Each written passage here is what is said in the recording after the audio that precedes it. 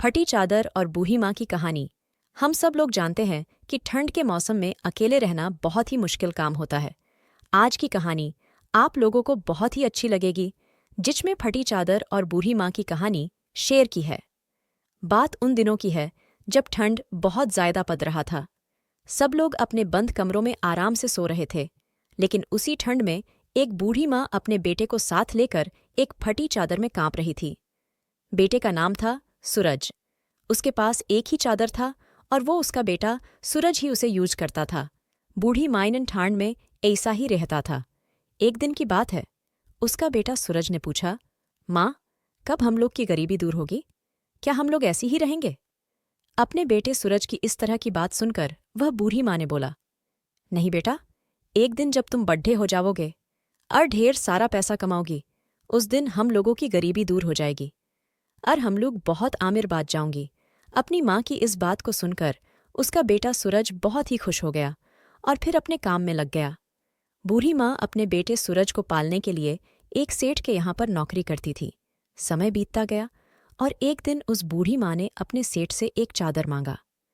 सेठ बहुत ही अच्छा था, उसने तुरंत एक चादर मंगाकर दे दिया। चादर पाकर बूढ़ी माँ बहुत ही खुश थी और बोली, एक दिन मैं जरूर इस चादर की कीमत चुकाऊंगी।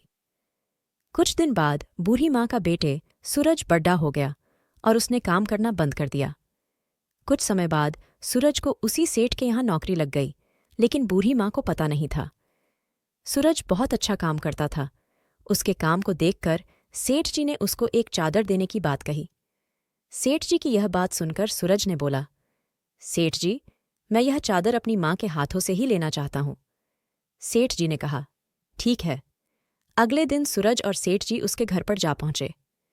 सेठ को देखते ही उसकी माँ पहचान गई और जब सेठ ने बूढ़ी माँ को चादर दिया तो बूढ़ी माँ ने कहा, सेठ जी, मैं यह चादर नहीं लूंगी। सेठ जी ने पूछ क्यों? बूढ़ी माँ ने बोला, अभी तो एक चादर उधार हूं, मैं आपका। बूढ़ी माँ की ये बात सुनकर सेठ जी को याद आ गया सब कुछ और उन्होंने बोला, वह कर्ज तो आपने बहुत पहले ही चुका दिया था, अपने इस होनहार बेटे को मेरे पास रखकर। सेठ की बात सुनकर बूढ़ी माँ बहुत ही खुश हुई और बोली, आप जैसा सेठ सबको बनाए भगवान। इस कहानी से हम लोगों को यही सीख मिलता है कि हम लोगों को कभी भी दूसरों के एहसानों को भूलना नहीं चाहिए। अगर कहानी अच्छी लगी हो तो शेयर ज़रूर करें। धन्यवाद।